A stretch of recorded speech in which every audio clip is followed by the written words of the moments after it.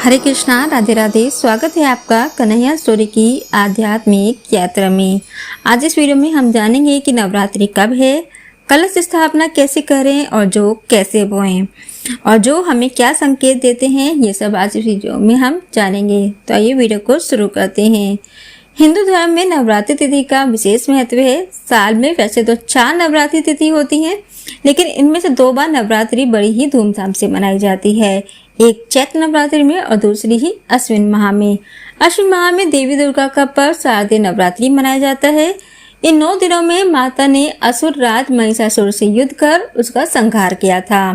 तो आइए जानते हैं इस साल 2024 में नवरात्रि कब है। शारदीय नवरात्रि 3 अक्टूबर 2024 से शुरू होगी और इसका समापन 12 अक्टूबर 2024 दशहरे पर होगा। शारदीय नवरात्रि सभी नवरात्रियों में सबसे अधिक लोकप्रिय एवं महत्वपूर्ण नवरात्रि है। इसमें 9 दिनों तक पंडालों में देवी दुर्गा की प्रतिमा स्थापित की जाती है। गरबा, जगराता, दुर्गा पूजा कई धार्मिक अनुष्ठान होते हैं। नवरात्रि में काफी लंबे समय से कलश स्थापना और जौ बोने का विधान चल रहा है और ऐसी मान्यता है कि इस पर्व के दौरान जो लोग घर पर नियम पूर्वक कलश स्थापना करते हैं उनके घर में सदैव सुख समृद्धि बनी रहती है। तो आइए जानते हैं घट स्थापना मुहूर्त क्या रहेगा और कलश स्थापना की विधि। सबसे पहले जान लेते हैं घट स्थापना का मुहूर्त। सुबह 6:15 से लेकर 7:22 तक घट स्थापना का मुहूर्त रहेगा। अभिजीत मुहूर्त रहेगा सुबह को 11:46 से दोपहर 12:33 तक। अब आइए जान लेते हैं कलश स्थापना की विधि। कलश स्थापना करने से पहले ध्यान दें कि कलश की पूर्व या उत्तर दिशा या फिर ईशान कोण में स्थापना करें। कलश स्थापना के लिए पूजा की चौकी पर लाल कपड़ा बिछाएं और अक्षत अष्टदल बनाकर मां दुर्गा की प्रतिमा विराजमान करें। इसके बाद कलश में पानी, गंगाजल, सिक्का, रोली, हल्दी काट, सुपारी डालकर कलश स्थापित करें। कलश में 5 आम के पत्ते रखकर उसे ढक दें। ऊपर से नारियल में कलावा बांधकर रख दें। कलश को माँ दुर्गा की प्रतिमा या तस्वीर के दाईं तरफ स्थापित कर दें। एक पात्र में स्वच्छ मिट्टी डालकर 7 तरह के अनाज बोएं और इसे चौकी पर रख दें। अंत में दीप प्रज्वलित कर गणपति, माताजी, नवग्रहों का आह्वान करें। फिर विधि विधान से देवी की पूजा करें। अगर आप ये देखना चाहते हैं कि कलश स्थापना कैसे करते हैं, स्थल कमल किस तरह से बनाएं, तो इसकी वीडियो भी हमारे चैनल पर है, तो उसे आप वहां जाकर देख सकते हैं। उसका लिंक मैं डिस्क्रिप्शन बॉक्स में दे दूंगी। अब आइए जानते हैं कि जौ कैसे बोएं। नवरात्रि में घर या मंदिर और पूजा पंडाल के पास जौ उगाने की प्रथा है।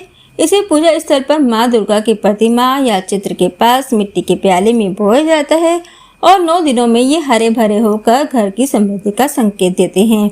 खास तौर पर शारदीय नवरात्रि के दौरान जौ उगाना बहुत ही शुभ माना जाता है। लेकिन यदि आप घर में कलश स्थापना कर रही हैं और जौ उगा रही हैं, तो इसके सही नियमों को जरूर आपको जानना चाहिए, जिससे सुख समृद्धि बनी रहे। मान्यता अनुसार नवरात्रि में कलश स्थापना के साथ जौ इसलिए बोए जाते हैं क्योंकि हिंदू धर्म ग्रंथों में षष्ठी की शुरुआत के बाद पहली फसल जौ ही मानी जाती है। जब भी देवी देवताओं का पूजन होता है तब जौ को बहुत ज्यादा शुभ माना जाता है। नवरात्रि में जौ उगाने की विधि। शारदीय नवरात्रि के दौरान घर में जौ उगाने के लिए मिट्टी का एक साफ प्याला लें और इसे पानी से धो लें। इस प्याले में कुमकुम से स्वास्तिक बनाएं और इसमें मिट्टी और गोबर की सूखी खाद डालें। इसमें पानी का छिड़काव करें और मिट्टी को थोड़ा सा गीला होने दें। एक मिट्टी में जौ के उतने दाने लें जो आपके प्याले की क्षमता के अनुरूप हो। जौ के दाने मिट्टी में डालें और हल्के हाथों से फैलाएं। फिर उसके ऊपर थोड़ी सी मिट्टी डाल दें। फिर ज्वारों को प्लेट से ढक दें। उसके ऊपर स्वास्तिक बनाएं और प्याले के ऊपर भी रोली से तिलक करें। फिर ज्वारों को 9 दिन तक प्रतिदिन जल से सींचें। अब आइए जानते हैं जौ उगाने के नियम। यदि आप नवरात्रि के दौरान घर में जौ उगा रही हैं तो ध्यान रखें कि प्याला मिट्टी का बना होना चाहिए। मिट्टी को सबसे ज्यादा पवित्र माना जाता है। जो भी ज्वारे उगाए उसे स्नान आदि से मुक्त होकर साफ वस्त्र धारण करने चाहिए, तभी ज्वारे उगाने चाहिए। महिलाओं को मासिक धर्म के दौरान ज्वारे नहीं उगाने चाहिए क्योंकि उस समय शरीर को अपवित्र माना जाता है। जिस स्थान की मिट्टी का इस्तेमाल करें वो साफ होनी चाहिए। अब आइए जानते हैं कि नवरात्रि में उगने वाले ज्वारे क्या संकेत देते हैं। मान्यता के अनुसार यदि बोए हुए ज्वारे नवरात्रि के शुरुआत के दिनों में ही अंकुरित होने लगे तो ये शुभ संकेत हो सकते हैं। यदि आपका बोया हुआ जो सफेद या हरे रंग में उग रहा है तो यह भविष्य में समृद्धि के संकेत हैं।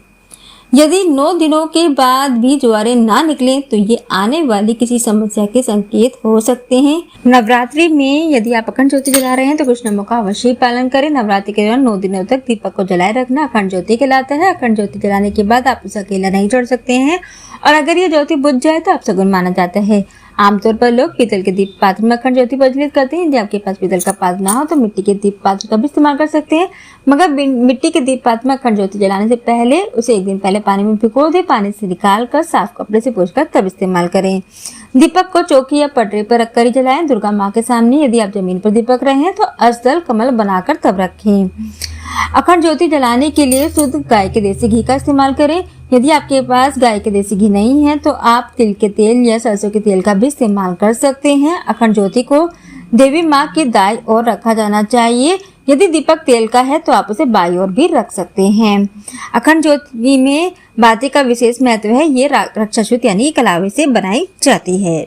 शारदीय नवरात्रि के दिन दौरान यदि आप इन नियमों से घर में जो उगाएंगे तो आपके लिए समृद्धि के संकेत लाएंगे। और ये वीडियो आपको कैसी लगी नीचे कमेंट बॉक्स में लिखकर अवश्य बताएं। वीडियो पसंद आई हो तो इसको लाइक करें तो ज़्यादा शेयर करें। आप सभी को नवरात्रि की हार्दिक शुभकामनाएं। जय माता दी।